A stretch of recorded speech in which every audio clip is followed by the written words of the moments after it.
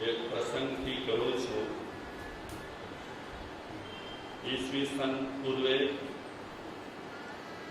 6ઠી સદીમાં ઈસપ નામની એક વ્યક્તિ થઈ ગઈ, જેણે પ્રાણી કથાનો સંગ્રહ કર્યો અને વિશ્વમાં એનું નામ ગૂંજતું થયું। ઈસપની નીતિ કથાઓ લોકભોગ્ય એની પ્રાણી સંગ્રહની કથાઓ બની। પણ હું એ સમયની વાત કરવા માંગુ છું કે જે સમયે ઈસપ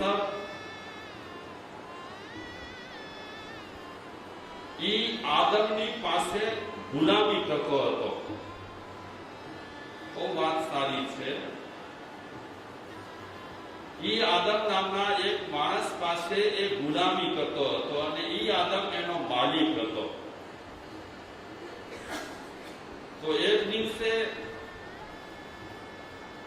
ઈસપને એના માલિકે કીધું કે ઈસપ, મારે સ્નાનાગારમાં સ્નાન કરવા માટે જવું છે, તો જઈને જોઈ આવો કે હમામાગારમાં કેટલા માણસો રહેલા છે, કેટલા માણસો રહેલા છે। આ વાક્ય ઈસપે ધ્યાનમાં રાખ્યું। મારા માલિકે મને હુકમ કર્યો છે કે હમામાગારમાં જઈ કરી કેટલા માણસો છે એ મારે જોઈ આવવા।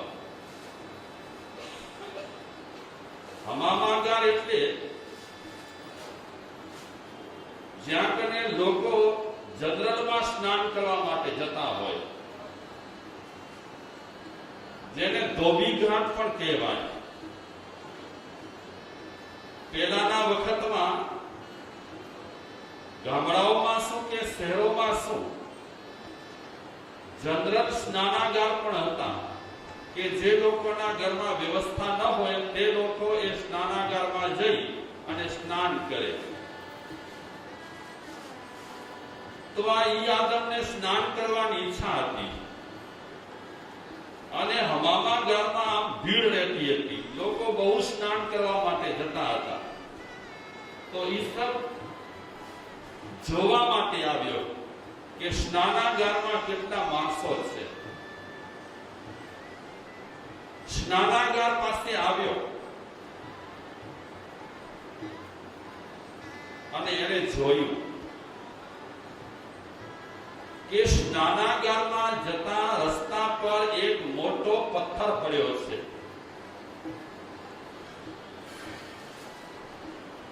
અને એ મોટો પથ્થર બરાબર રસ્તાની વચ્ચોવચ્ચ છે। આવતા જતા માણસો એ પથ્થરમાં અથડાય છે, પડી જાય છે, વાગે છે। સ્નાનાગારમાં આવનાર વ્યક્તિને, જનાર વ્યક્તિને તકલીફ પડે છે। આટલા લોકો સ્નાનાગારમાં સ્નાન કરવા માટે આવી રહ્યા છે, ઘણા પડી રહ્યા છે, ઘણા આખરી રહ્યા છે, ઘણાને ઠેસ લાગે છે, ઘણાના પગમાંથી લોહી પણ નીકળે છે, ઘણા પડી જાય છે તો એમના શરીરને ઈજા પણ થાય છે।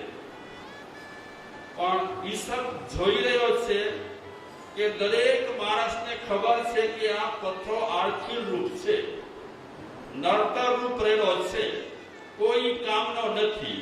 માણસો પરેશાન પણ થાય છે, પણ અત્યાર સુધી આટલા આવનારા કોઈ પણ માણસને એ પથ્થર ઉપાડવાની ઈચ્છા નથી કરી। જોયા કરે છે ઈસપ કે માણસો ખુલ્લી આંખે જોઈ રહ્યા છે, પોતે પડી રહ્યા છે, પોતાને વાગે છે, બીજાને વાગે છે તે છતાં પણ પથ્થર હટાવવાની, પથ્થર ખસેડવાની કોઈ પણ આદમીને ઈચ્છા નથી થતી. આવું આપણા માટે પણ થાય છે. પણ અત્યારે હું વાત નહીં કરું. એ વાત તમે સાંભળો. ઈસબ જોઈ રહ્યો છે કે વાત આવે છે, જાય છે, પરેશાન થાય છે, પથ્થર કનડગત રૂપ રહેલો છે, તે છતાં પણ પથ્થરને કોઈ પડખે કરવા માટે, હટાવવા માટે તૈયાર નથી. ઘણા ટાઈમ પછી એક સામાન્ય માણસ આવ્યો. આમ તો ઈ પણ સ્નાન કરવા માટે જ આવ્યો છે, પણ એ સામાન્ય દેખાતા માણસની નજર પથ્થર પર પડી અને એને જોયું કે આ પથ્થર બરાબર રસ્તાની વચ્ચોવચ્ચ છે. ઘણા માણસો કામ ન કરે પણ પથ્થરની ચર્ચા કરે કે આને શું કામ અહીંયા મૂક્યું, અહીંયા મૂકવાની શું જરૂર હતી, આવી રીતે પથ્થર રસ્તાની વચ્ચે રાખવો ન જોઈએ. આવી ચર્ચા કરનારા આજે દુનિયામાં આપણને ઘણા મળે. પણ આ એક સામાન્ય દેખાતો માણસ વિચારે છે કે આ સ્નાનાગારમાં લોકોની ભીડ રહે છે, બિચારા પરેશાન થાય છે, પથ્થરથી ઘણાને વાગે છે, પડે છે, હેરાન થાય છે. તો ખરેખર મારે આ પથ્થર કોઈ કામનો નથી, એને પડખે કરી દેવો જોઈએ, એને સાઈડમાં ઉપાડીને રાખી દેવો જોઈએ. આ સામાન્ય દેખાતો ભાઈ કોઈ માણસ વિશે એને ચર્ચા ન કરી, કોઈ માણસ વિશે એને ટીકા ન કરી, કોઈ માણસ વિશે એને નિંદા ન કરી કે આટલા માણસો આવે છે, કોઈનામાં આરામ નથી, કોઈ પડખે પથ્થર ઉઠાવતો નથી, પડખે કરતો નથી. ઘણી વખત ઘણા માણસોની ટેવ હોય, કામ ન કરે પણ ટીકા કરે. અરે બાપા, તમે ટીકા કરો છો ને તમને લાગે છે કે આ બરાબર નથી અને તમારી શક્તિ છે તો તમે જ કરી લો ને, પણ નહીં કરે માણસ. માણસ હંમેશા ટીકામાં માને છે, માણસ હંમેશા સજેશન્સ આપવામાં માને છે. કામ કરનારા તો કોઈક જ હોય છે.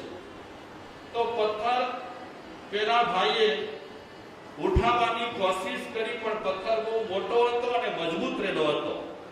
કોઈને ન કીધું કે તમે મને મદદ કરો. આટલા માણસો હતા. એ વિચારે છે શું કામ કોઈને તકલીફ આપવી, મારામાં શક્તિ છે અને હું પથ્થર ઉઠાવી શકીશ અને એ પથ્થરને પડખે કરી શકીશ, તો મારે બીજા કોઈ માણસની મદદની જરૂર નથી. અને એ સામાન્ય દેખાતો માણસ પથ્થર જેમ તેમ કરી ઉઠાવી અને સાવ સાઈડમાં મૂકી દીધો કે જ્યાં એ પથ્થરથી કોઈ પણ માણસને કાંઈ પણ તકલીફ ન થાય.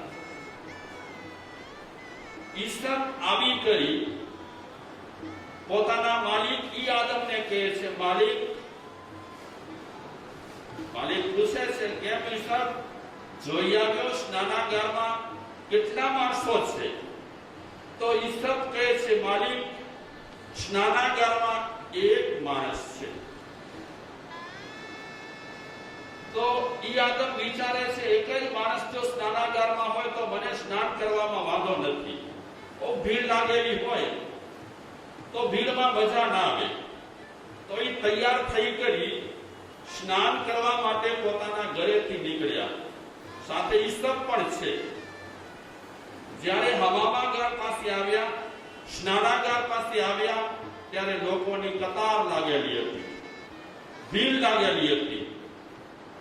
આ માણસોની ભીડ જોઈ કરી, માણસોની કતાર જોઈ કરી અને ઈ આદમ ઈસબને કહે છે, અરે ઈસબ, તે શું કીધું અને હું અત્યારે શું જોઈ રહ્યો છું?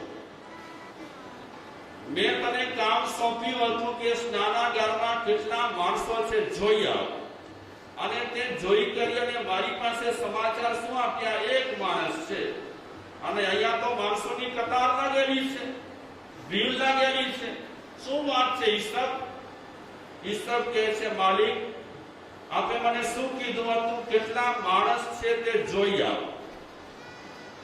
તો મને માણસ તરીકે એક જ માણસ દેખાયો.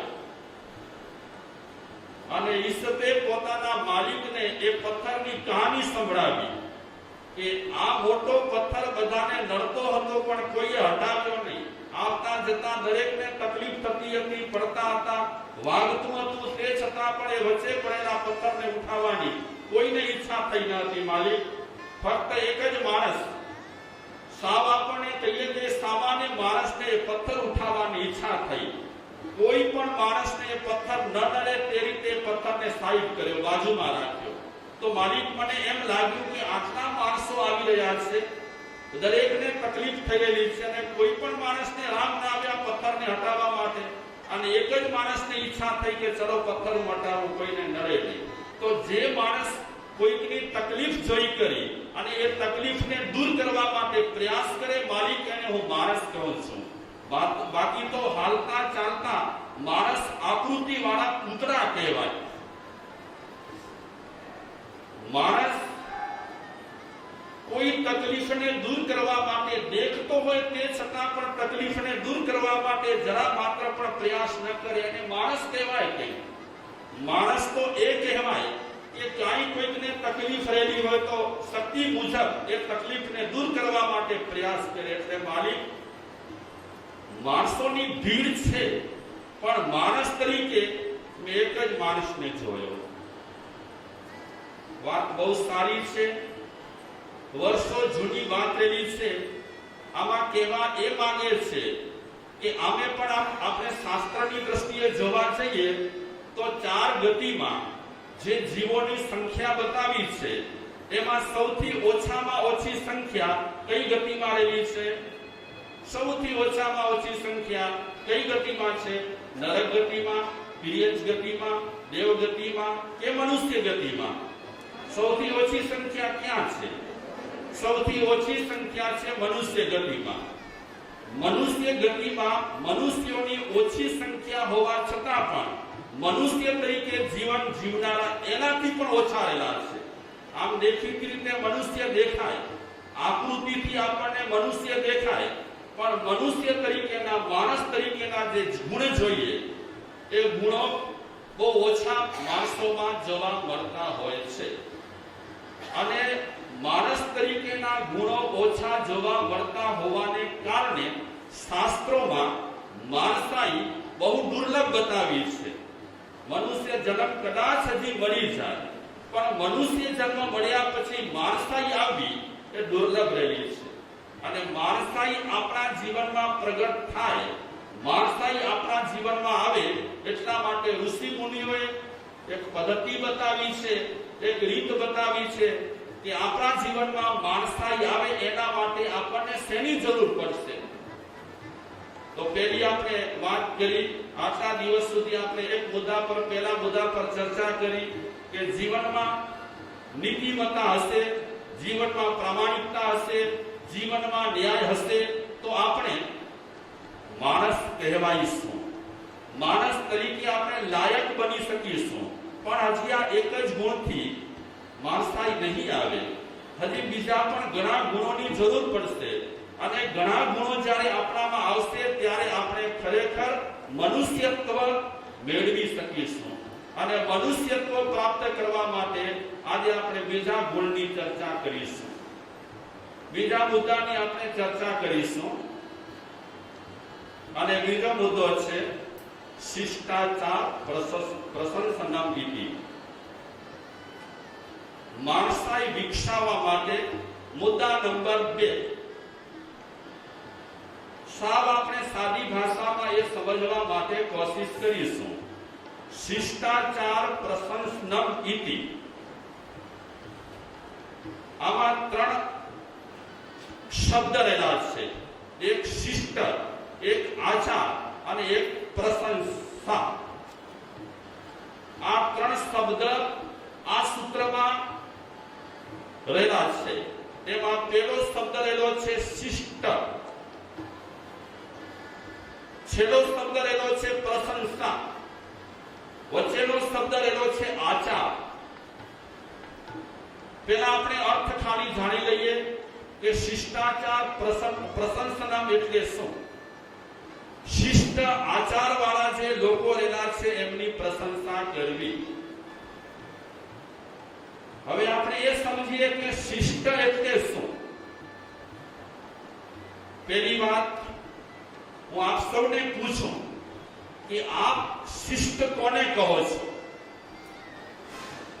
આપણે કહીએ ને ઘણી વખત કે આનામાં શિષ્ટ નથી, તો આપણે શિષ્ટનો અર્થ શું કરીશું? હા, આપ સૌને હું પૂછું છું કે શિષ્ટનો આપણે એક શબ્દ વાપરીએ છીએ અવારનવાર કે શિસ્ત. શિષ્ટ શબ્દ વાપરીએ છીએ, એનો એકદમ આપણને સાદો અર્થ કરવો હોય તો શિસ્તનો સાદો અર્થ શું થાય? સભ્યતા. બરાબર છે. શિષ્ટ. તારામાં સભ્યતા છે કે નહીં? તારામાં શિસ્ત છે કે નહીં? તારામાં શિસ્ત છે કે નહીં? તો સભ્યતા આપણે કોને કહીએ? જે સરસ રીતે બોલે, ચતુર હોય, વગેરે વગેરે, એને આપણે સભ્ય કહીએ. બોલે એકદમ સરસ, પ્રમાણસર. ક્યાં કેટલા અવાજમાં બોલવું એ પણ એ સમજે. દાખલા તરીકે એ મંદિરમાં ગયો હોય કે ધર્મસ્થળમાં ગયો હોય, તો એ શિષ્ટ જે પુરુષ રહેલો હોય, એ શિષ્ટાચાર વાળો જે માણસ રહેલો હોય, એ કેવી રીતે બોલશે? હાકોટા પાડીને બોલશે? નહીં બોલે. જેનામાં શિસ્ત છે, સભ્યતા છે, એ એકદમ વ્યવસ્થિત બોલશે. હું વ્યાખ્યા ધીમે ધીમે આગળ કરીશ, કારણ કે આ તો સામાન્ય પુરુષોની વ્યાખ્યા રહેલી છે, પણ મહાપુરુષો શિષ્ટાચારની શું વ્યાખ્યા કરે છે એ આપણે ક્રમશઃ વિચારીશું. તો જે માણસ કોઈની સાથે પણ વાતચીત કરતો હોય તો એકદમ શાંતિથી વાતચીત કરે, કોઈને પણ કાંઈ ખલેલ ન પડે, કોઈને પણ કાંઈ અડચણ ન પડે, અને કહેવું ન પડે કે અવાજ ઓછું કરો, અવાજ ઓછું કરો એવું કહેવું ન પડે, અને એકદમ વ્યવસ્થિત રીતે જે વાતચીત કરે એને વ્યવહારની ભાષામાં સભ્ય પુરુષ કહેવાય. આપણે સભ્ય છીએ કે નહીં એ તમારે નિર્ણય કરવાનો છે, મારે કાંઈ કહેવાનું નથી કે તમે મોટેથી બોલો છો, એકદમ સ્લોલી બોલો છો, કે એકદમ એકદમ એકદમ જેમ તેમ જ્યાં ત્યાં જે તે રીતે બોલો છો. એ તમારે આ વાતો સાંભળીને નક્કી કરવાનું છે કે આપણે સભ્ય છીએ કે નહીં. ક્યાં કહેવું પડે છે ઘોંઘાટ ઓછું કરો?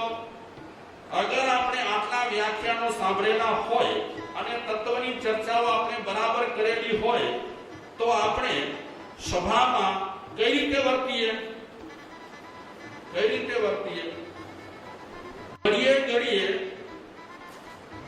ઘડીએ સંચાલકને કહેવું પડે, બેનો અવાજ ન કરો, ઘોંઘાટ ન કરો, શાંતિ રાખો, કાર્યક્રમ ચાલુ છે. કોને કહેવું પડે છે? અગર આપણામાં સભ્યતા રહેલી હોય અને આપણે આટલા વર્ષોમાં વ્યાખ્યાન સાંભળ્યા પછી કાંઈક શિસ્તબદ્ધ પ્રવૃત્તિ કરતા હોઈએ તો કહેવાની જરૂર ન પડે. બહેનો 5 મિનિટ છે, હવે ઉઠબેસ ન કરો. ગુરુદેવ હમણાં જ મંગળ પાઠ સંભળાવશે, મંગળ પાઠ સાંભળ્યા વિના તમે ઊંચે નીચે ન થાવ. તે છતાં પણ સભામાં શું ચાલતું હોય? ઉઠ બેસ. જ્યારે ઠીક લાગે ત્યારે ઉઠી જવાનું, ઠીક લાગે ત્યારે બેસી જવાનું. મોબાઈલ પર વાતો કરવાની, સભામાં ગઠડી વાગે તો પણ ઉપાડવાની, કસ્તી લેવાની. આ સભ્ય પ્રવૃત્તિ નથી. જ્યાં સભા ચાલતી હોય, જ્યાં વ્યવસ્થિત કાર્યક્રમો ચાલતા હોય, ત્યાં વ્યક્તિએ શિસ્તબદ્ધ રહેવું જોઈએ, ગમે તેટલા કામ ન હોય. અત્યારે મારી મોબાઈલની ગઠડી વાગશે તો મને તો ઠીક, બીજા ઘણાને શું થશે? ખલેલ થશે, બધાનું ધ્યાન ખેંચાશે. અગર કોઈ ધર્મસભા ચાલતી હોય તો જે વક્તા રહેલા હશે એનું પણ ધ્યાન ખેંચાશે.